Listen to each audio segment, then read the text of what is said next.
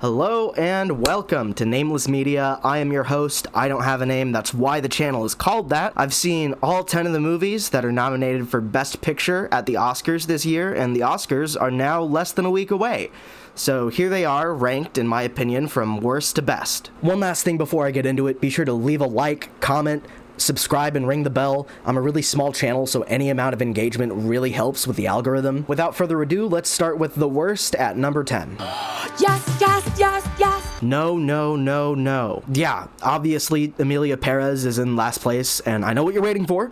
We're gonna get there. I'm gonna play it. Just wait for like 2 seconds because I need to give a little bit of background information for the people who don't know what's going on with this movie. Emilia Perez is a musical about a transgender Mexican cartel drug lord who hires a lawyer in order to help coordinate her gender confirmation surgery in order to fake her death and start a new life as a woman.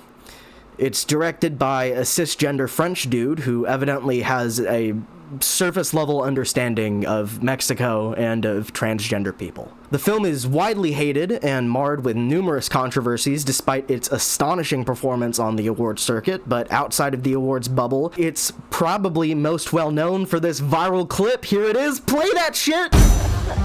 Hello, very nice to meet you. I'd like to know about sex change operation. I see. Men to woman, or woman to men. Man to woman. From penis to vagina. Okay. Alright. This movie sucks! This movie sucks for a lot of reasons, but first and foremost, I hate it because the filmmakers are so transparently insincere about all the progressive values that they claim to embrace. There are plenty of reasons to hate the movie, but that's what stands out the most to me. Most infamously, there was significant controversy surrounding the actress Karla Sofia Gascon, who plays the title character in the movie, and who is actually the first openly transgender woman to be nominated for an acting award at the Oscars. So normally I'd be celebrating this occasion, but it recently came out that she's made a lot of really racist tweets over the last 5 years, like some really heinous, despicable stuff. I want to highlight a particular quote from a journalist named Sarah Haji, who famously first called attention to these tweets. When someone in a historic position representing a film built on so-called progressive values has a history of racist and bigoted tweets, it exposes the hypocrisy of it all. This isn't about meaningful representation, it's just marketing. And that marketing falls apart when the person at the center of it is a racist bigot. The first draft of this video script discuss the controversies surrounding the film in much greater detail, but I honestly don't have time to unpack all that. If I do, it's gonna have to be a separate video. But there's plenty of insincerity within the text of the film, so I'd like to focus on that today. Let's talk about my least favorite scene in the film, where Zoe Saldana, who plays Emilia Perez's lawyer, travels to Israel, which we don't have time to unpack, in order to meet with a doctor to plan the gender confirmation surgery, because heaven forbid we give the transgender title character of the film more screen time and agency regarding their transition. So the doctor says, "You know, I only fix the body." Oh, this is a musical number, by the way. I'm reading song lyrics. "Skin, bones, but I will never fix the soul. If he's a he, she'll be a he. If he's a she, she'll be a she." Those are actual lyrics from the movie. The doctor's like, "Yeah, I've dedicated my life to providing gender-affirming surgery to people, but I'm still gonna subject you to this weird and condescending examination of your client's identity." Like, as a doctor who specializes in gender-affirming surgery, I may be doing bottom surgery on the daily, but are we really sure about this whole transgender thing? Most cisgender people don't seem to understand that people don't transition for fun. Nobody's doing this to get good at sports or to creep on women's restrooms. People transition because it's an immutable part of their identity. What part of that is so hard to understand? Not to mention that this whole sequence is a massive oversimplification when it comes to the medical process of transitioning. Emilia Perez gets all of her surgeries done at once, which is like not how it's done. So Zoe Saldana's character responds with this really dumb circular chain of logic. Changing the body changes society. changing society changes the soul. Changing the soul changes society. Changing society changes it all.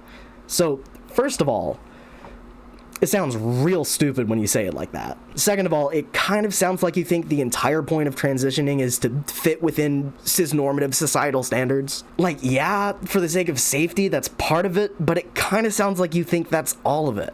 A trans person who doesn't pass and who is subjected to the resulting transphobia is equally as valid as a trans person who does pass. Trans people shouldn't transition because of what cis people have to say about it. That's entirely besides the point. But the film still centers the process of transitioning around the thoughts, feelings, and ideas of cis people. Trans people should transition instead, hear me out, because they want to. And this whole time, Zoe Saldana's character keeps misgendering her client. She's like, hey, that man is a woman, and his pronouns are she, her. It's infuriating that this film tries so hard to present itself as positive transgender representation, when in fact it's not even the best transgender representation in the Best Picture category this year. Unfortunately, I can't specify what other film does transgender representation better, because that's a massive spoiler. But if you know, you know. So much of this film tries to speak on behalf of transgender people without understanding the first thing about them. I'm gonna link a few transgender creators and their commentaries on Emilia Perez in the description. Once you're done with this video, you should go check them out. There are also a lot of people from Mexico who dislike this film, but I don't feel nearly knowledgeable enough to address those points. Like, I don't speak Spanish, so I can't really comment on Selena Gomez's Spanish in this movie. So I'm also gonna be linking some commentaries in the description from some people who are more knowledgeable in this area. If you feel seen and represented by Emilia Perez, genuinely, that's good. That's great. I don't want to take that away from you. But from my point of view, I'm surrounded by people who aren't. Okay, I'm sick of this movie, I'm sick of hearing about it, and I'm sick of talking about it, so let's just move on to the next one.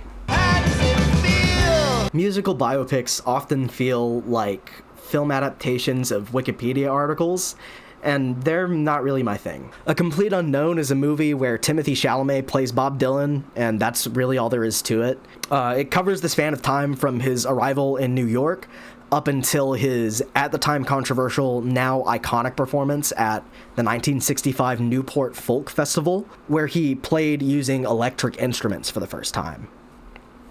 Can we talk about Dewey Cox? I want to talk about Dewey Cox. Dewey Cox is somebody's name. It's the name of a fictional character. Walk Hard, the Dewey Cox story, is a 2007 parody of musical biopic films that thoroughly lampoons all of the most well-known cliches of the genre. And this movie ruined musical biopics for me forever. Okay, let's go down the list. You've got the pre-fame singer performing a fully formed version of an iconic song. You've got the meteoric rise to fame, the relationship problems, the infidelity, the conflicts with the label, the struggle to balance artistic integrity with the desire for success.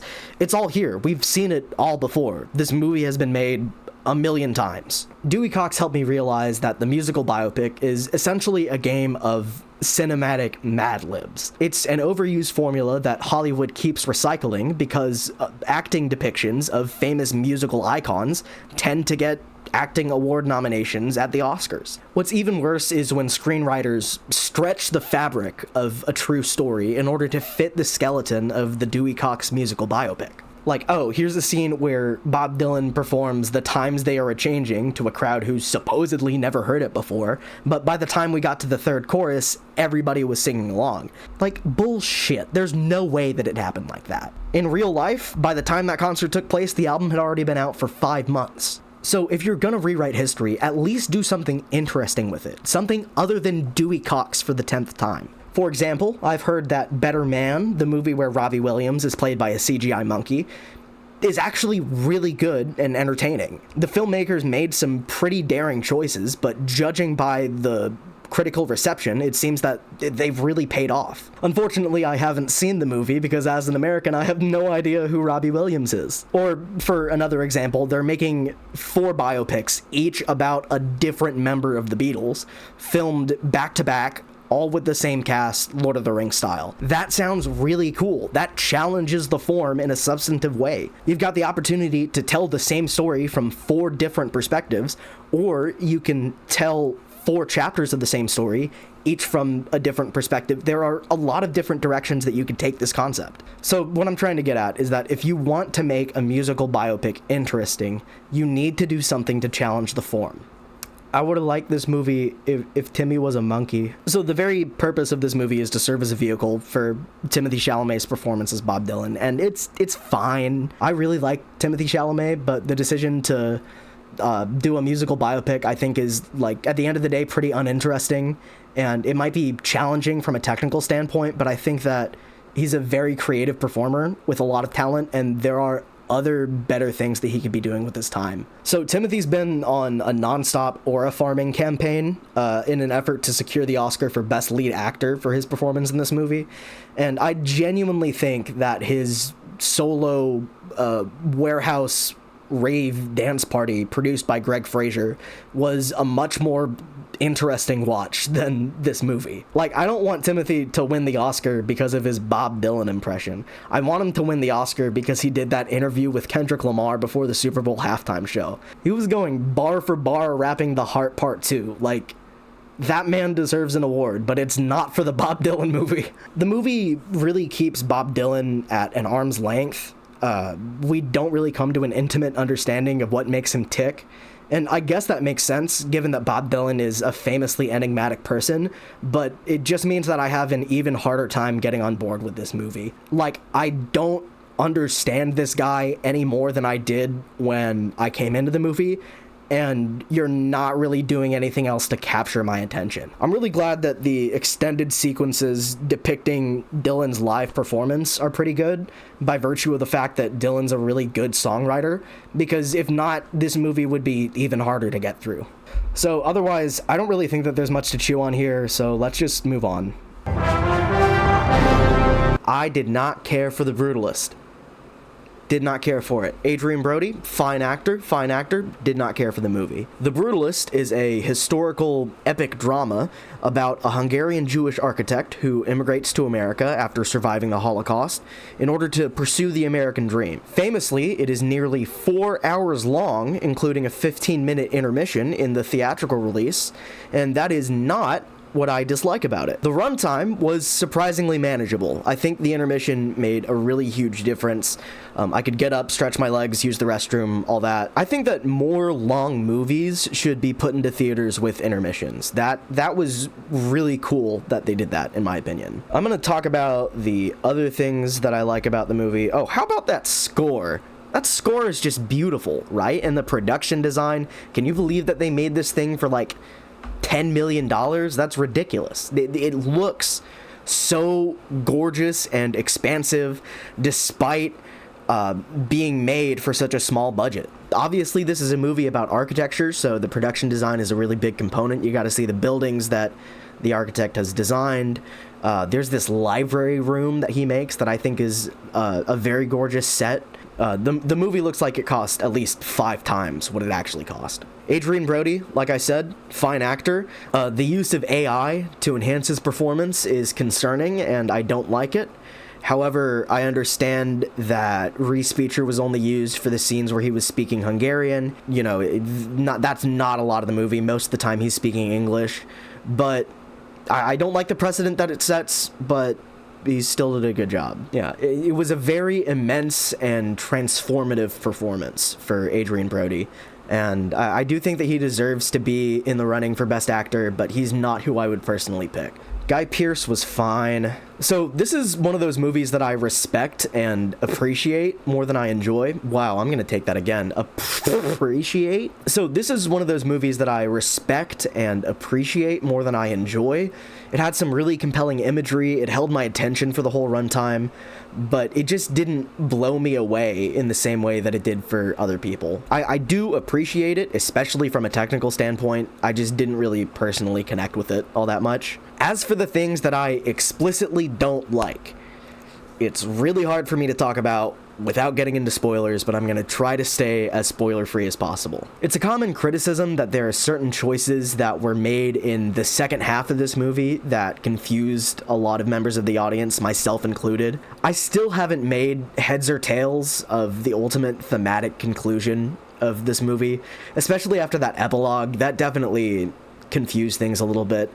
I've seen people provide their interpretations on Twitter, so I guess I'll have to watch the movie again next time I have 4 hours to kill. So among those controversial decisions is a certain scene. If you've seen the movie, you know exactly what scene I'm talking about. It's in the second half of the movie. And I personally have a really hard time with that kind of scene in any movie, not just this one. And that scene had a really disproportionately large impact on my enjoyment of the film as a result. I know that this is a very bold film by design. I know that the director, Brady Corbet, wanted to make a lot of really big swings, but I think that you need to be especially sensitive when handling this kind of subject matter. So yeah, it is in service of the film's themes, and as a matter of fact, I think that this scene is particularly heavy-handed in its treatment of the film's messaging. But the fact that what's depicted in this scene is being used as a plot device in service of some other greater thing is somewhat reductive and in poor taste. Like, there are other ways to get your point across about the exploitation of artists without invoking that thing. You know what I mean? I thought that it felt cheap. I personally felt that it was in poor taste. I'm sorry for talking around it so much, but it really is a massive spoiler. I can't really address it directly. And actually, a lot of my reasoning is pretty personal, and I really hope that you'll understand. So that one specific scene did a lot to tarnish my experience with an otherwise objectively well-crafted film. There are some great visuals. Adrien Brody had a great performance, but overall, I've had a really hard time grappling with this movie and my personal experience with it. So I'm sorry that I didn't enjoy it as much as other people did, but I have my reasons. Wicked was fine. It was fine. I don't know. It wasn't the worst movie of the year, but it wasn't the best. Wicked is the long-awaited film adaptation of the very famous Broadway musical of the same name. Or should I say, the very well-known Broadway musical. It's actually not nearly as well-made as The Brutalist from a technical standpoint, but it ranks a little bit higher because of my previously discussed personal biases. First and foremost, the lighting in this movie sucks. Every other shot is obnoxiously backlit. In every other close-up, you can barely make out half of the actor's face. Everybody is constantly covered in shadows, and like not in a cool or moody way. It just looks like filming for this movie took place underneath a blanket fort. This frame was taken from Defying Gravity, which is the emotional climax of the movie. And of course, Cynthia Erivo is putting every ounce of her being into this performance. So why is her face like half washed out by the backlight? And on top of that, the color grading makes everything look like gray sludge. This movie just generally looks like crap. So the director John M. Chu responded to criticisms of the film's desaturated color palette and overuse of backlighting in a now infamous interview that I'm gonna go ahead and read from. I think what we wanted to do was immerse people into Oz, to make it a real place. Because if it was a fake place, if it was a dream in someone's mind, then the real relationships and the stakes that these two girls are going through wouldn't feel real. So, racist tweets aside, this is the stupidest thing that I've read all year. You're making a movie musical about a green witch who makes friends with talking animals and learns how to fly on a magical broomstick. Characters regularly break into song and dance. You're not Lars von Trier, and this isn't Dogma 95.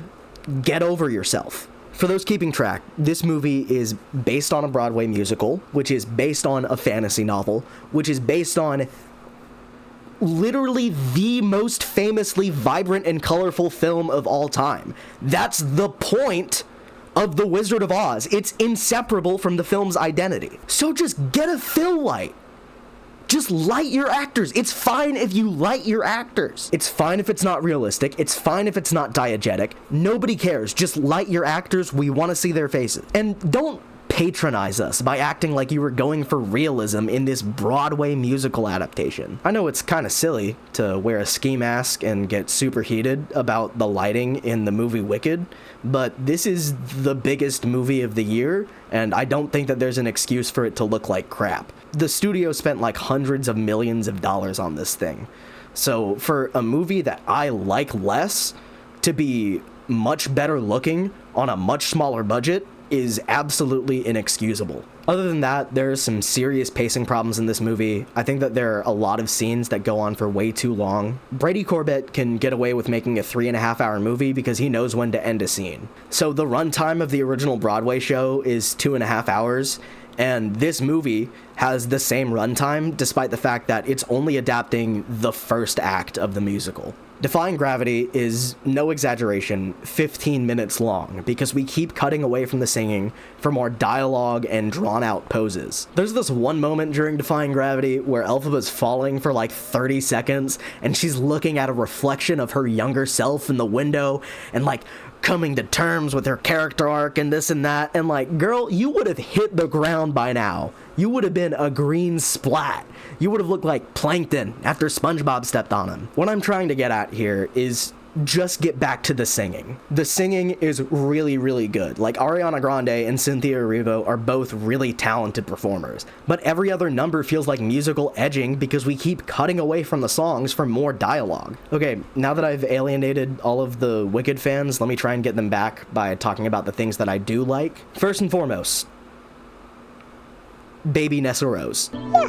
Disregard everything that I've said so far. 10 out of 10, cinematic masterpiece, see it now. Give her an Oscar. Give her all the Oscars. Cast her in every single movie. For Wicked Part 2, I want every character to be played by her. Second of all, like I already said, great singing. The songs have been stuck in my head for months. I know, hot take.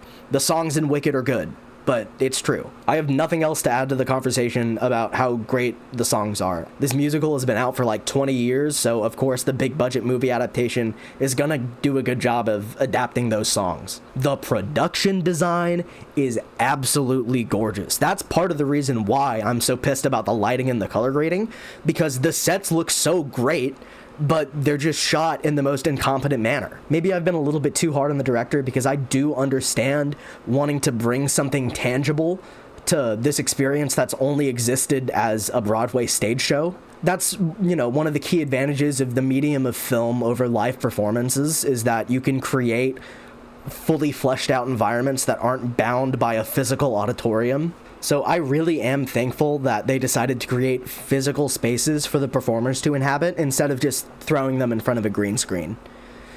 Although I guess in this instance it would have to be a blue screen, but the point still stands. The rotating bookshelf? Did you guys see that rotating bookshelf?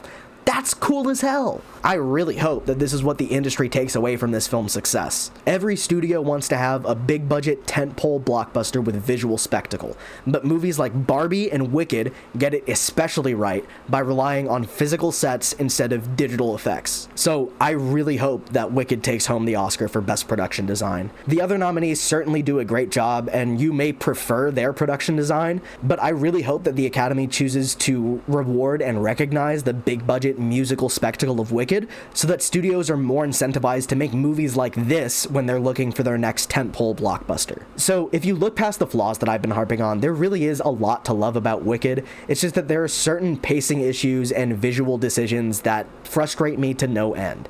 It's a decent movie. It's fine. It's a frog marriage, and we're getting in an old ASAP. At time of recording, it's really looking like this movie is probably going to win Best Picture, and I think I'm fine with that. Like, I know I have 5 other movies ranked above this one, but this really is a good movie. Anora is the latest film from director Sean Baker. It stars Mikey Madison as the title character, a stripper who goes by Annie, who elopes with the son of a Russian billionaire in order to help him escape from his family. It's one part drama, one part Cinderella story, one part screwball comedy. I've found that Sean Baker is especially talented at endearing the viewer to his central characters. I don't know, I haven't seen Red Rocket yet. I heard that the main character in that movie is kind of an asshole, but this is just from what I've seen. Much of this effect can be attributed to Sean Baker's casting. He has a real eye for up-and-coming talent or lesser-known performers, and I'm a big fan of his trademark naturalistic acting performances. So, of course, he's created the perfect environment for Mikey Madison to have a stellar breakout performance as the title character. Mikey Madison is absolutely the heart and soul of this film. So during my first movie, I really got swept away in her performance and her character, and I was definitely processing the events of the movie from the perspective of her character, and I think that that's crucial. As I said, much of the film's success can be attributed to Mikey Madison. She's one of the frontrunners for Best Actress this year, but she's not my number one favorite performance. That's coming later on the list. But anyways, in the third act, Sean Baker does this magic trick that radically subverted my expectations regarding the direction of the story, which he was only able to do because I was so swept up in Annie's character and her perspective. I'm going to refrain from spoilers, but this movie ends on a note that makes you reconsider everything that came before. It was actually Karsten Rundquist that first made that observation, but he really hit the nail on the head when he said that. So now, whenever I rewatch the film, I'm astonished that I didn't see it coming. Like I said, it's a storytelling magic trick. However, this movie is not without its flaws. It makes a hard pivot to a screwball comedy in the second act, and at first there's some really funny physical comedy, but eventually we wind up in this sequence where some characters are on a wild goose chase, I'll leave it at that, and I kind of felt like this portion of the film stretched on for a little while. This is a common criticism of the film. Lots of people have had this issue. But that being said, things do pick up again once we get to the third act. There is one last thing that kind of took away from my experience with the movie, and it's a little bit silly. Anora was the first movie that I had ever seen from Sean Baker, and I did really like it the first time that I saw it. But when I saw The Florida Project, you guys, have you seen this movie? This movie is insane. A lot of what Sean Baker is doing in Anora is cranked up to 11 on The Florida Project. And now I almost get the sense that Sean Baker was holding back when he was making Anora for the sake of accessibility. So the slower, more character-driven moments almost start to feel like they begin to drag down the pacing in Anora because it's such a plot-driven film, but those character-driven moments are at the very core of what The Florida Project has to offer. And I think that that makes for a much richer emotional experience. And it goes to show the full potential of what Sean Baker is capable of as a filmmaker and a storyteller. So it's hard because I know that Anora has a story that wouldn't work within the slice of life framework that he employed for The Florida Project. I know that these films are trying to accomplish two radically different things, but I just can't help but feel like The Florida Project is a much better movie. And it makes Anora look a little bit worse by comparison. And that's really silly. I think that, obviously we should judge each film by their own merits. But now, whenever I get the urge to rewatch Anora, I'm gonna be tempted to rewatch The Florida Project instead. Nós vamos sorrir. Sorriam. We've got a lot of Brazilian fans of I'm Still Here in the chat. That's pretty cool. I haven't seen I'm Still Here yet, but it's on my list. I'm gonna have to make an effort to watch that. It's probably gonna get nominated for Best International Feature. I know Fernanda Torres won her Golden Globe, so good for her. Good for the I'm Still Here fans. Looks like there's a lot of passion there. I'm Still Here. Nominees to be determined. Whoa! I'm Still Here made it in. That's crazy. That's sick. I'm Still Here. Nominees to be determined. Guys, paperwork, let's go. Come on. What the fuck just happened? What was that? I'm Still Here in Best Picture. That's crazy. I'm Still Here. Oh my god. Oh my god. Oh my god. What the fuck? I'm Still Here? Bro, I'm not here. I'm not in my body right now. My soul has left my body. Oh my god. I'm Still Here. Nominees to be No! determined. Whoa! Holy shit! What? I'm Still Here. That is the most bizarre fucking last minute thing I've seen in a long time, maybe ever. I've never seen anything like this. I'm frozen. Buddy, the fucking Brazil army, they're like, I did that. I had the power to do that. Nobody saw it coming, but I'm Still Here managed to get a surprise nomination for Best Picture at the Oscars. And after finally seeing it, I think it's absolutely worthy of this recognition. I'm Still Here is a Brazilian biographical political drama directed by Walter Salles, and it stars Fernanda Torres as the famous Brazilian lawyer and activist Eunice Paiva. Based on the memoir written by her son Marcelo Paiva, this film tells the story of the disappearance of her husband, who's a former Brazilian senator, during Brazil's military military dictatorship in the 1970s. So, not to be controversial, but fascism sucks. I came across this film during a time where the forceful abduction of people from their families by law enforcement is unfortunately on the rise once again. So despite the fact that this film is in a different language, taking place in the 1970s in an entirely different hemisphere, I found it to be very prescient. Ultimately, this film conveys strength and solidarity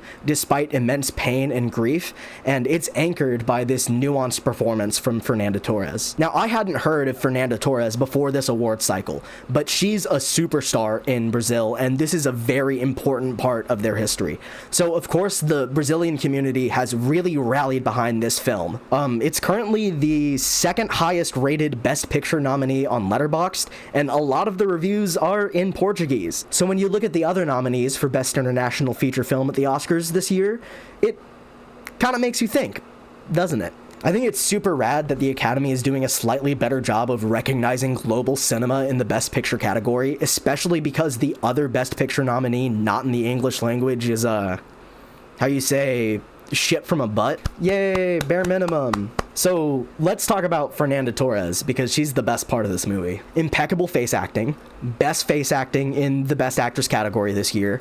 She does so much with her eyes in this movie. Oftentimes, acting awards tend to go to the nominee that did the most acting, but I feel that subtle, nuanced, and grounded performances like these are even more deserving of recognition. Still not my favorite performance in the category. That's still coming, but very good. My favorite scene in the movie is this moment where Eunice is out to eat with her children after her husband's disappearance. I think it's a deeply moving depiction of silent grief and having to watch life go on for everyone around you while you feel frozen in place. That has deep personal significance to me. I was very moved by that depiction. Fernanda Torres actually received her Oscar nomination nearly 30 years after her mother, Fernanda Montenegro, received an Oscar nomination in this same category. And Montenegro actually appears in the film as an older version of Eunice, so, spoilers in case you didn't, read the title of the movie. So I did feel that portion of the film was a little bit tacked on, but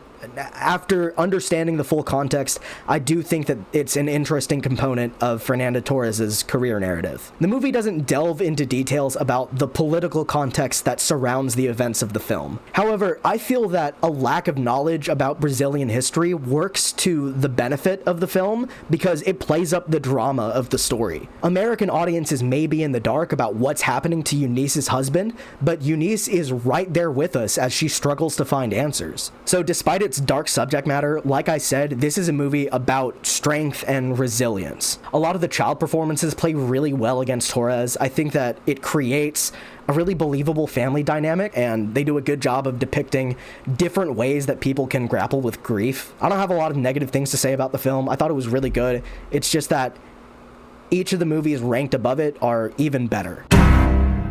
One thing about me is that I love movies about people arguing, and yet I was still surprised that I loved Conclave as much as I did. As a matter of fact, while Conclave does have its vocal fans, in terms of what I've seen on social media, I do think that Conclave is a little bit underrated. Let me be clear, I'm not talking about the award circuit because it's been very successful there. I'm specifically talking about the way that this film has been received among audiences. One might file Conclave next to A Complete Unknown under Oscar bait drama, but every year there is at least one perceived Oscar bait drama that I end up enjoying a lot more than I was expecting. Conclave is a political thriller about the election of a new pope, and it is starting to get uncomfortably prescient.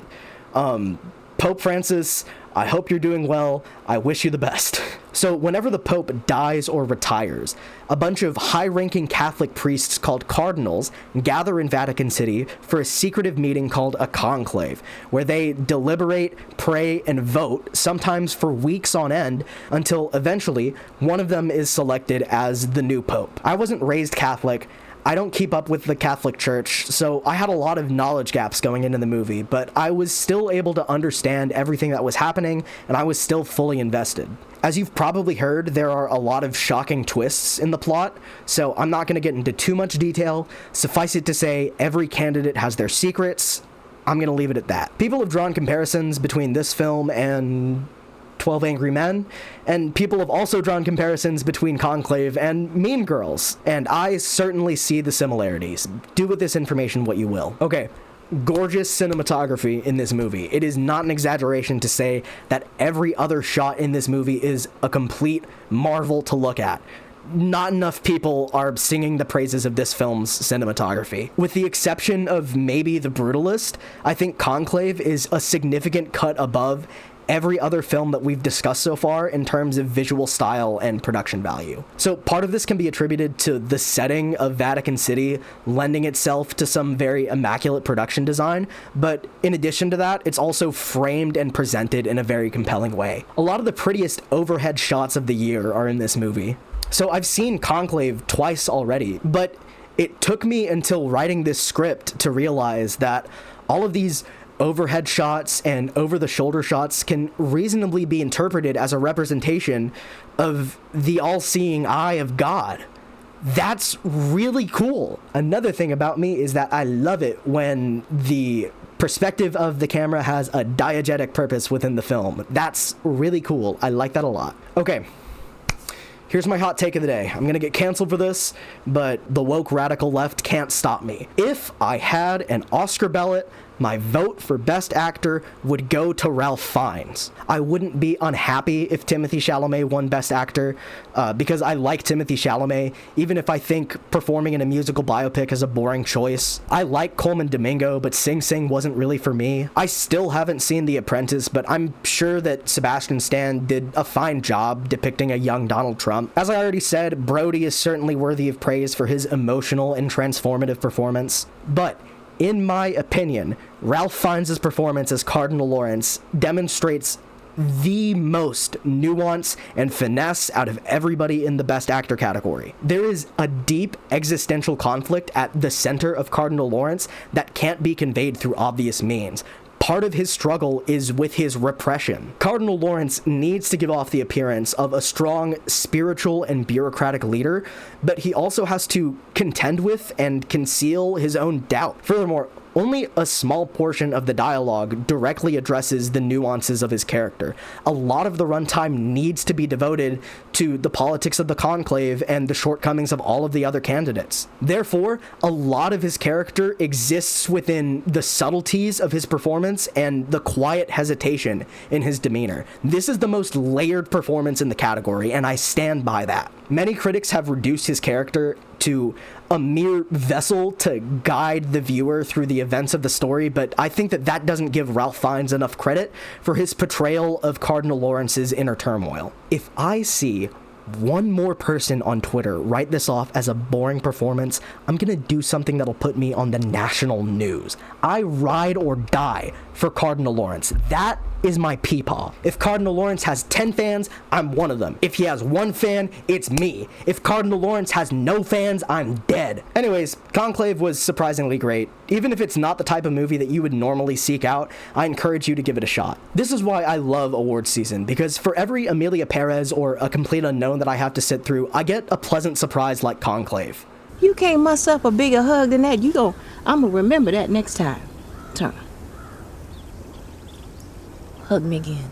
I've already spoken at length about Nickel Boys in another video, so I don't want to spend too much time on this segment, but I want to make my case for the movie again. Nickel Boys is an adaptation of the Pulitzer Prize-winning novel of the same name by noted author Colson Whitehead, and the story is based on true events. The movie is directed by Ramel Ross in his fictional narrative feature debut, and it tells the story of two black teenage boys in the 1960s who become close friends while attending an abusive reform school in Florida. The film is shot entirely from a first-person perspective, and it's one of the best movies of the decade so far. And I know that's a little bit crazy to say because it's only third place on this list, but it's a movie that's become very significant to me very quickly, and I think it goes to show that this has just been a really great year for cinema. There are a lot of banger movies that have come out this year. Anybody who has seen the movie will tell you that the first-person point of view is not just a gimmick. It's integral to the unique and experimental storytelling that this movie is pioneering. In my review, I don't think I put enough emphasis on how sad and heavy this movie can sometimes be,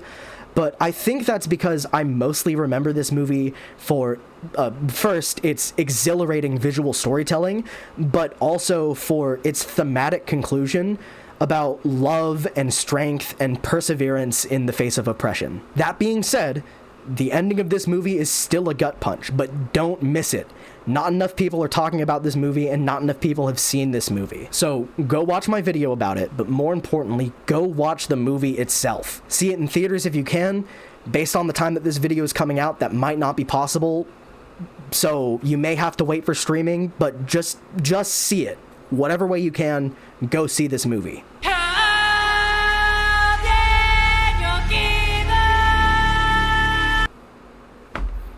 I don't know what you want me to say. Dune Part 2 is one of the most significant science fiction films of the 21st century, but you already knew that. Dune Part 1 didn't really connect with me the first time that I saw it, but I still saw Dune Part 2 in theaters because I heard it was a nearly flawless masterpiece. And it was. It rewrote my brain chemistry when I saw it. It made the first movie retroactively better. That's how good this movie is. I struggle to speak about this film using complete sentences, so I'm just going to use sentence fragments. Jaw-dropping spectacle. Seamless visual effects. Gorgeous sets and lighting and costumes. The actual best Timothee Chalamet performance of the year. Zendaya. Just Zendaya in general. Oh. Fade Routha? This is the only movie of the year that has Austin Butler as Fade Routha Harkonnen. No other movie can claim that. I'm actually just gonna read off the names of the people in the cast real quick. Rebecca Ferguson, Stellan Skarsgård, Josh Brolin, Dave Bautista, Javier Bardem. Remember how Florence Pugh and Christopher Walken were also in this thing? Some people have said that Walken wasn't giving his best work in this thing, but I have no such complaints. Yeah, somehow this wasn't nominated for Best Ensemble at the Screen Actors Guild, despite being far and away the best cast of any movie this year. I admittedly have still not read the book, but I do know that it's famously unadaptable. So the fact that Denis Villeneuve was able to transform this story into this generation's version of the Lord of the Rings films is remarkable, and we moved on from it way too quickly. Actually, the Academy moved on from that way too quickly. Denis Villeneuve was snubbed out of Best Director, the screenplay was snubbed out of Best Adapted, somehow this movie doesn't qualify for Best Original Score because it's a sequel, but Wicked qualifies for Best Original Score even though it's based on an existing Broadway musical. Best Score in general is a complete mess this year, so I digress. So why is Dune Part 2 underperforming on the awards circuit this year? Is it recency bias? Is it genre bias? Is it a lackluster campaign? The answer is probably a combination of all three. Hey, it's me from the future. It's also probably because the Academy appears to be largely populated by unqualified hacks who don't deserve the privilege of Oscars voting rights. But what matters is that Dune Part 2 will go down in the annals of history as one of the most beloved sci-fi films of the 21st century. I got the popcorn bucket. I couldn't figure out how to work this into the script, but I do have it. It's the funny. People are probably going to make crude jokes about this, as they have been for months, but I would never use it for that. I have too much respect for it. Plus, I need it to be unused in a few decades in order for it to retain its resale value. It's like a sealed pack of Pokemon cards, you know? Denis Villeneuve has been working on the storyboards for these movies since he was a teenager. Adapting Dune has been a lifelong passion project for him, and it clearly shows. Dune Parts 1 and 2 are both essential viewing, and if you haven't seen them, you need to fix that as soon as possible, especially before Dune Messiah. So, what could possibly rank above Dune Part 2? The Substance gave me the most visceral and affecting experience that I've had with a movie all year. When I first walked out of the theater after this movie, I was so disgusted and shaken. I think I gave it 3.5 stars out of 5 on letterboxd because I couldn't make heads or tails of it, but it stuck around in my mind even more than Dune Part 2. The imagery in this movie plagues my nightmares, like wrathful punishment from an angry Old Testament God. and it's so much fun. The Substance is an audacious body horror film directed by Coralie Farja. It stars Demi Moore as Elizabeth Sparkle, an aging celebrity who is fired from her longtime role as the host and star of a fitness program on TV. She comes across a mysterious drug called the Substance that promises to make a, quote, younger, better version of herself, played by Margaret Qualley. But she can only inhabit this younger form for 7 days at a time. At that point, she needs to switch back to her Demi Moore form in order to recharge for 7 days before continuing. So they alternate weeks, and everything goes perfectly fine. No, I'm just kidding. Everything goes terribly wrong. This is certainly the most unsubtle film on the roster. It's all about the commodification of women's bodies as a result of patriarchy and the incessant sexualization of the entertainment industry. It's about age and unrealistic beauty standards and self-image. And this movie doesn't make points. It shoves them down your throat. But because of the fact that the movie knows what it is, it's really easy to have a lot of fun with it. It's very campy and very bombastic. It's also very gory, and there's a lot of nudity, so be warned if that's something that makes you uncomfortable, because the movie will wield that against you. Now, it could be said that this film participates in the same incessant sexualization of women that it claims to hate. But rather, I would instead say that it implicates the viewer in the cycle of sexual commodification in media. This is yet another tactic in the film's mission to provoke discomfort in as many ways as possible. Like, for example, you're looking at her butt right now, aren't you? That's what I thought, you disgusting pervert. Don't let acclaimed music producer Jack Antonoff find out that you've been ogling his wife, you scumbag! Anyways, like I said, this film aims to provoke discomfort in as many ways as possible. There's gratuitous gore, there's vomit, the nudity often feels voyeuristic, but the most uncomfortable scene in the movie is when this television executive, who's named Harvey, by the way, which is delightfully on the nose, is eating shrimp. It's so violent and the sound effects are so exaggerated that I even got a little bit queasy just thinking about it while I was writing the script. I made a mistake of seeing this movie at a combination restaurant movie theater with like servers who go into the theater and hand you a plate of food. And I knew that I had to eat quickly because this film is super gory and I wanted to be done by the time the film gets to the gore. But this scene comes so early in the movie and I had to get the rest of my food to go. I couldn't eat while watching this thing. There's also the most disgusting cooking sequence that has ever been put to film. You know how Studio Ghibli food is seemingly made to look as appetizing as possible? This is like the exact polar opposite of that. The film is structured as a crescendo of absurdity. It gets more ridiculous as it goes on. About 2/3 of the way through the film, you think you've seen everything that the movie has to offer, but it just keeps getting worse as the third act goes on. I think that's what I love so much about this movie. I'm a big fan of surrealism and absurdity, and this film doesn't just put you off your balance. It beats you with a series of progressively larger lead pipes until you fall off the balance beam entirely, and then it keeps wailing on you over and over again while you lay on the floor in the fetal position. That's what this movie is like, and it's my favorite, and I like it a lot. It's also intricately crafted. In a year with a lot of great cinematography, this film has my favorite. If you watch the behind-the-scenes footage, you can really tell that this film is overflowing with a love of cinema.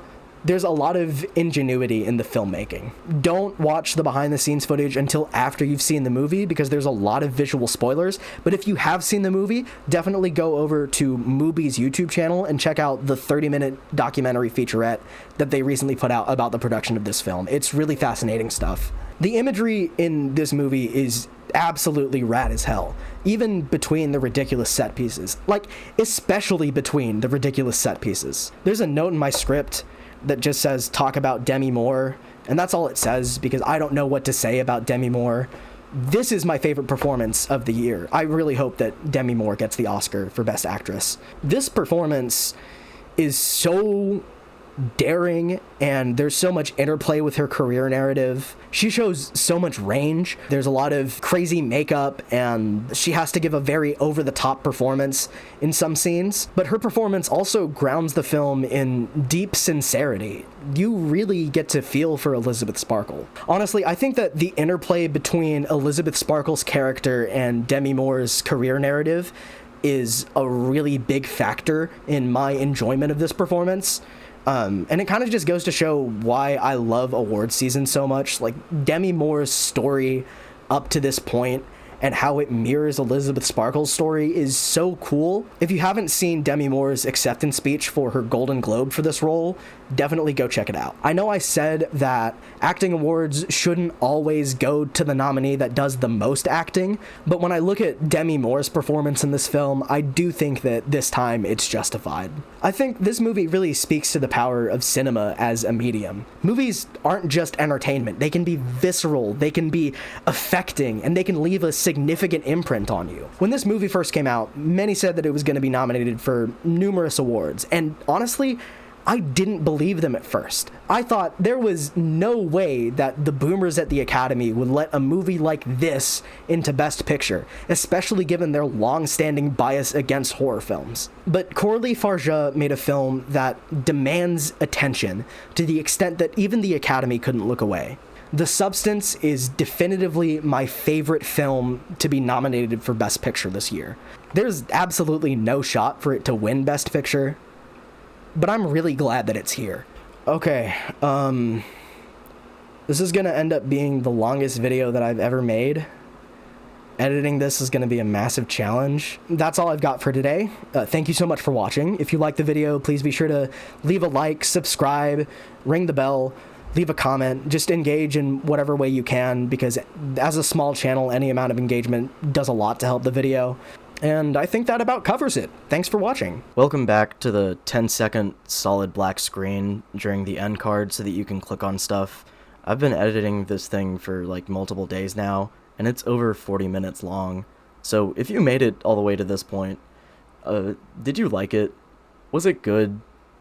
Let me know in the comments. Thanks for watching. Bye-bye.